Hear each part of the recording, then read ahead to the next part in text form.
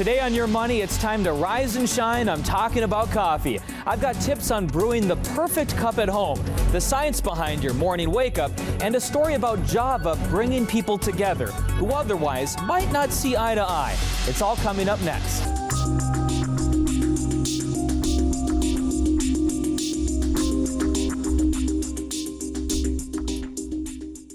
Coffee, the nectar of the gods, the reason for waking up. By now you probably figured it out. I'm a big coffee drinker. So I decided to designate an entire episode of Your Money to this amazing beverage. Coffee gets a bad rap with financial experts who always talk about how much money you can save if you stop buying those expensive lattes at the coffee shop. They do have a point. If you're spending $5 a day on your daily latte, that adds up to $1,825 a year, which is a lot of money. But people spend that much money on gym memberships they don't use, eating out, and clothing they hardly wear. So there are more ways to cut back than just coffee. But if you are looking to cut back on those daily trips to the coffee shop, making your coffee at home can save you a lot of money. Coffee is actually a great value right now compared to most other types of food and beverages you'll find at the grocery store. Looking at the Consumer Price Index for coffee, prices did go up significantly from July of 2021 to July of 2022. But since then, the price has been pretty flat. While many other types of food and drinks have become more expensive, coffee prices have stayed steady. So right now, you can save even more by making your coffee at home. But the reason so many people don't do it is because the coffee at your local coffee shop is oftentimes so much better. They know all the tricks of the trade. So today I'm teaching you some of those secrets. I found a professional coffee educator who showed me how to make the perfect cup of coffee at home. A lot of people really enjoy a great cup of coffee, but if you go to the stores, it can get expensive. So we're here to teach you how to make the perfect cup of coffee at home. And to help us do that, we've got Jackson O'Brien, who is a coffee ambassador with Peace Coffee. Thank you for coming into the studio and teaching us a little bit more about coffee. Yeah, happy to help. So a lot of people, I think, when they budget for things and they're trying to save money, a lot of people put coffee right on the chopping block. They're like, you need to spend less money on coffee. Fancy coffee is right out. But also, fancy coffee is surprisingly affordable in the world of luxury goods. A really nice bag of coffee is going to cost you way less than a really nice bottle of wine, say. And it's something that you can really be smart about, where you can still have a quality product but still save money. One of the big things about this is the way that we measure coffee. The biggest consumer of coffee in most American households is the sink, is the drain, because people will brew a whole thing of this. They'll brew one of these carafes full of coffee, and they'll brew the whole thing. They'll drink a little bit of it, and then the rest of it goes down the drain. But if you're a little bit thriftier and a little bit more knowledgeable about how to measure coffee, you can really save a lot of money and also just save a lot of resources in general. The problem here is multiple-fold. One is the water. Here is a measuring glass with 2 cups of water in it. 2 standard cups, 16 fluid ounces. Now if I put that into here, note how that hits the 4-cup line on this, because a cup, according to a coffee brewer, is not an actual cup. And then also, if I pour this into a regular old mug, this is, I think, a fairly standard mug in most American households, right? That almost halfway, more than halfway, brewed down this. So the cup on this is also not the actual cup that you drink out of. And so things get really confusing. So we're gonna take cups of coffee, throw that completely out the window. Here's how I really like to show off how to brew coffee, which is this. Take your favorite mug, and I'm just gonna have it empty. I have it on a gram scale here. I'll talk more about gram scales in a second. I'm just going to pour water in there. It's a 250 gram mug. 250 grams of water fit in that. How many mugs of coffee do you drink in the morning? It's about this size. Probably about 1 or 2. 1 or 2, so there you go. You brew 500 milliliters of coffee, as opposed to the 1,700 milliliters that would go into this. You're going to be brewing way less coffee in the morning. You're going to be saving all kinds of money by not brewing that excess of coffee. The other problem is the measurement of the beans themselves. Right over there, you have 2 bags of coffee. The 2 on your left, yeah, that one. Go ahead and hand me that. Sure. Then hand me that other one right next to it. These both contain the exact same amount of coffee. This both contains 340 grams, 12 ounces. If I pop it on my scale here, you can see 360 grams, that's also the package. 370 grams. So 10 more. 10 more, but fairly similar. But also look at how different the size of these bags are. Yes. Because different coffees have different densities. So if you use a scoop or you use a dry measure or something like that, you're going to get some really wacky measurements. And even worse, coffee doesn't like to stack very evenly. It's kind of like flour in that way. The same tablespoon will measure two different measures of coffee.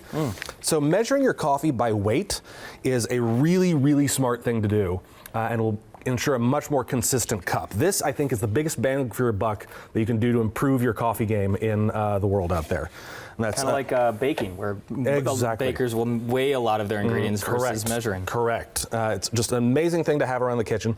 The preferred ratio to brew coffee that we have is 60 grams of coffee per liter of water.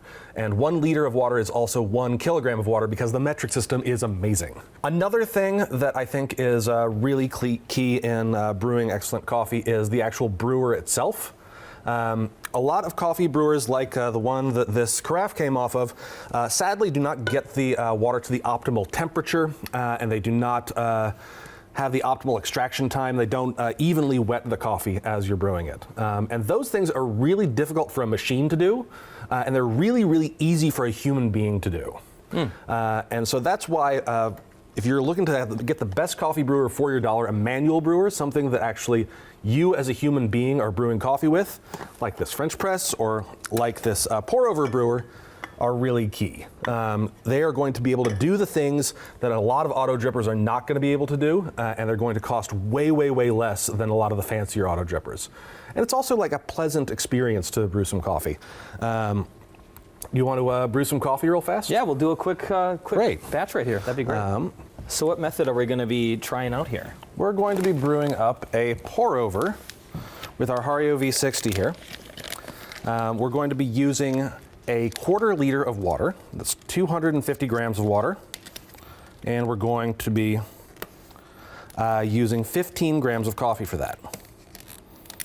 Using the lessons we just learned about weight. Exactly so. Use less coffee. So, measuring out my 15 grams of coffee. A little over. There we go. And a lot of this is saving, what it save money is to get the proper extraction. So you're you're getting the most out of your beans. You're not leaving flavor on the table with the grounds. Exactly so, exactly so. I've got my coffee filter here. I've got my kettle over here. I'm going to put my filter into my brewer. First thing I'm going to do is just wet that coffee filter.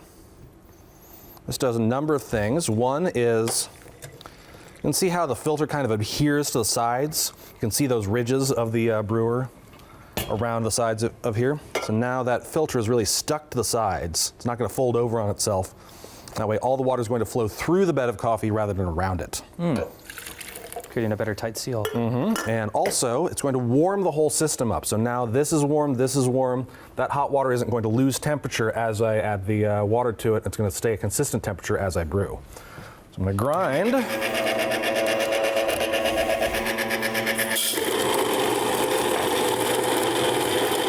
Before, we've had conversations about the grind is also important too, is getting the right right consistency. Will get a good extraction with your coffee as well. Absolutely so, yep. I'm gonna go ahead and pop that into my brewer. I have the whole brewer now with the coffee in it teared out on the scale. So now I just kind of watch this. I'm gonna stop pouring water once it reaches 250. But first I'm gonna do a thing called a bloom. It's where you hit the coffee with just enough water to saturate the grounds. You can see how it kind of swells and bubbles. That is just kind of some natural gas that exists inside coffee grounds. It's now escaping, floating up to the top, popping, and going out into the atmosphere. Creates a lovely aroma too. It's a lovely thing to have happen as you're brewing it. You get to smell that wafting, fresh coffee smell. But it's also an impediment to brew. And so you want to hit it with the water and then stop for a minute and then watch for it. Now I'm going to pour again. I'm just going to keep getting that brew bed evenly wet. And what's going to happen is some of those grounds are going to kind of float at the top, some of them are going to cling to the sides of the filter, and some of them are going to sink down to the bottom. My goal is to get everything to sink down to the bottom. So I'm just going to pour my water where those dry looking spots are on the top. And the best thing about this method is nothing is too terribly expensive. I mean, the scale is, you can buy them for $10 to $30. The kettle is probably around the same price, maybe a little more. And, and there you go. You don't need a big fancy machine. Yeah, a couple of dozen dollars will get you this whole setup. And I think 250 grams, that's right where I'm going to stop. Probably the biggest deterrent for people with this one is that it just takes a little bit more time than a coffee machine. But if it's part of your morning ceremony, you're involved in it, it could be kind of a fun wake-up process. It's a really zen thing to do in the morning. It's calming, it's meditative, you're just kind of pouring water over grounds. And it's like tending your little zen garden. It's a wonderful thing to do in the morning. It's not a really complicated process, especially a thing that I like to do is actually I'll measure the coffee that I'm using for tomorrow the night before, and I'll measure my water the night before. I'll have everything set out in a way that all I need to do in the morning is grind the coffee, put the water on it, and just kind of zone out and not think about it too hard. What I found too is that when I make better quality coffee, I drink fewer cups because you're kind of more satisfied from having the really good flavor of one or two. Whereas if you're making a cheapo coffee, you might not feel that. So exactly so. 3 or 4 cups in. So that's great. Well, thank you so much for teaching us a little more about coffee and showing us about the pour over. We really appreciate it. Thank you for coming on the show here. Yeah, happy to help. Welcome back. When you head to the local coffee shop and a barista makes you a fresh cup, you have to tip them, right? These days, everyone is asking for a tip. But when is it appropriate to give someone a tip, and when can you say no?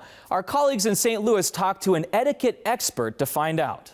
It seems like we're being asked at every opportunity to tip these days, causing consumer burnout and something also known as tipflation. I also think that COVID changed everything. How so? I think that during COVID, we were really trying to take care of people in those jobs that were taking care of us so that we could pick up carry out and we could go to restaurants, people that were working when other people had the ability to stay home.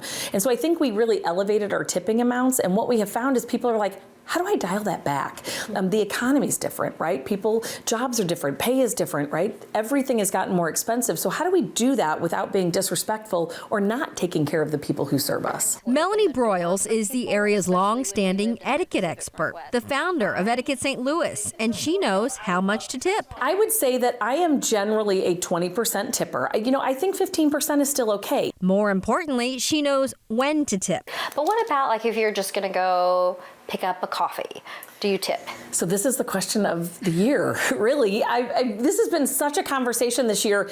You do not have to feel like you must tip in a drive-through or a walk-up counter, or especially someplace where they're just handing you an empty cup and you're going to get your own drink. In fact, Melanie says there's etiquette for just about everything. For example, car valet could be $3, $5, or even $10, depending on how far the workers have to park your car. Hotel cleaning depends on the length of your stay and also how messy you are, $5 to $20. Food delivery, that could be 10 to 20%, depending on the size of the order. But if you use a drive-up service, don't feel pressure to tip. Those are not tipping situations. You would never tip an employee at Target for bringing something out of the back room. And so that's really what they're doing. They're bringing a bag to your car in those circumstances. That's their job for the day. So while tipping can be discretionary, remember, in the U.S., it is also part of someone's compensation. Sometimes people will say, I had bad service, so I'm going to leave a small tip or just $1 or something to make a point. And I never encourage you to do that. Poor service, a long wait time might not be your server's fault. It might be the kitchen. It might be someone else. And so I always say, leave the standard tip.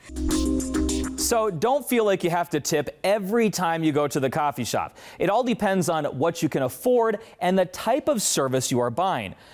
Sometimes paying more for coffee is okay because you're getting a better quality product. I traveled to a coffee shop in my area that takes quality very seriously. They're using science and technology to change the coffee industry. Check it out. Ember Coffee in Big Lake, Minnesota may look like a typical coffee shop, with baristas brewing espresso and cold brew. Perfect. But owners Elisa and Matt Berry It had to be good coffee. didn't want to make ordinary coffee. They wanted to change it. I'm drinking coffee every single day. I want to make sure that what I'm putting into my body is good, right? It's good for me. I'm not, I don't have to worry about pesticides and things like that. Matt says it all starts with the beans. Roasted here at the coffee shop using a special technique called air roasting. This is our air roaster. Unlike most roasters that use a metal surface, air roasting uses hot air. So right now it's around 480 degrees. It'll eventually get up to somewhere around between 650 to 800 degrees. The coffee bean itself will crack open. So we call that the moment of first crack. During the roasting process, the outer layer of the coffee bean comes off and gets sucked up by a vacuum. Your green coffee has a membrane on it. That green coffee membrane, once it separates, is called chaff. This chaff is what actually creates some of the harsh acidity that bothers people's stomachs. Our customers tell us that those who haven't been able to drink coffee because it bothers their stomachs, they can actually drink air-roasted coffee because of the lack of the negative acidity that's in the coffee. So if you often get a sore stomach after drinking coffee, perhaps air roasted might be the way to go. Here at Ember Coffee, they're also experimenting with coffee pods. A lot of the coffee that people buy on the grocery store shelves or at a big box store that is single-serve packaging, actually the coffee is stale. Matt says it has to be, otherwise the pods would explode. When coffee is roasted, he says the beans will off-gas CO2. If you package the beans too quickly, that CO2 can build up in the pod or the bag and eventually explode. Natural gases inside of the coffee that as time goes on, they release, and that actually is what carries the great flavors. So if you open up a bag of coffee and you smell it and you're like, wow, that smells amazing.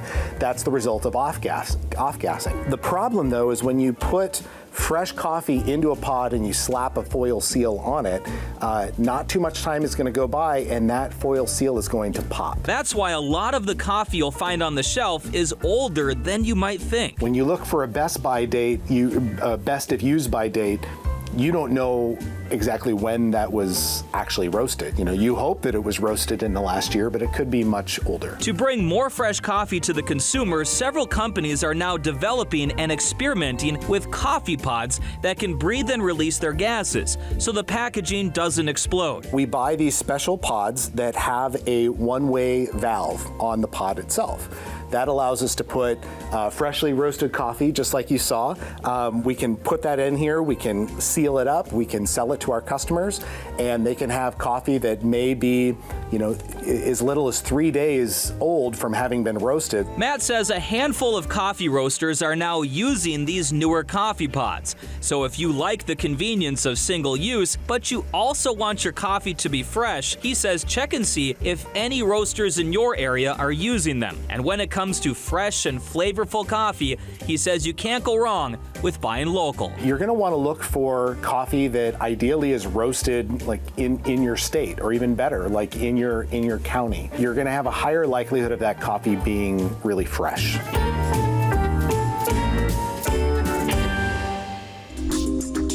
Welcome back, and thanks for staying with me on this coffee journey. Coffee isn't just about how you make it. It's also about where the beans come from. Oftentimes, the coffee you're buying has changed hands several times before it ends up in your coffee maker. But this coffee roaster is buying the beans directly from the farm. He knows this because the beans were grown by members of his own family. Check it out.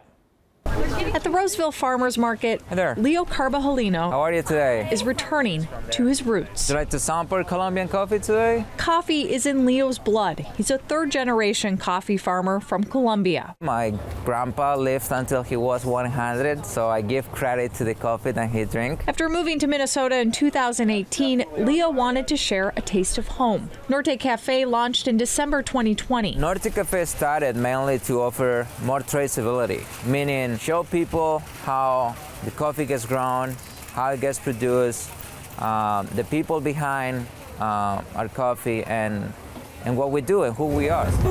It's a family business. Wife Sally helps behind the scenes. They love it. They think it's the best coffee they've ever had. That's my family. While Leo's dad and cousin help from Colombia. Leo's farm has about 45,000 trees for his fair trade coffee. That's how we make a living. That's how we pay the bills. That's how I employ people too. So that's how I do my part for the society, creating employment. So here's your credit card bag. While the coffee comes from Colombia, it's roasted in Buffalo, Minnesota. Well, the taste is smooth and not bitter, not too sweet. Knowing that so much obvious care went into getting them here, I love it. El café viene de donde yo soy en Colombia. Coffee that connects with the community. I love Colombian coffee. It's fitting that this coffee roaster is selling his beans at his local farmer's market. The beans may not be local, but they're about as fresh as they can be. Gathering around a cup of coffee brings people together, people from all walks of life and different backgrounds. A former accountant wanted to create a special gathering place for his community, but he didn't want to serve just coffee. He wanted to serve another brew as well. Where the Hartford line straddles the line with West Hartford, inside the lines are blurred when it comes to brewing. Two things brewing. You got the beer and the coffee. At the Weehop Brewing and Roasting Company. These are the sounds of the season and the seasoning.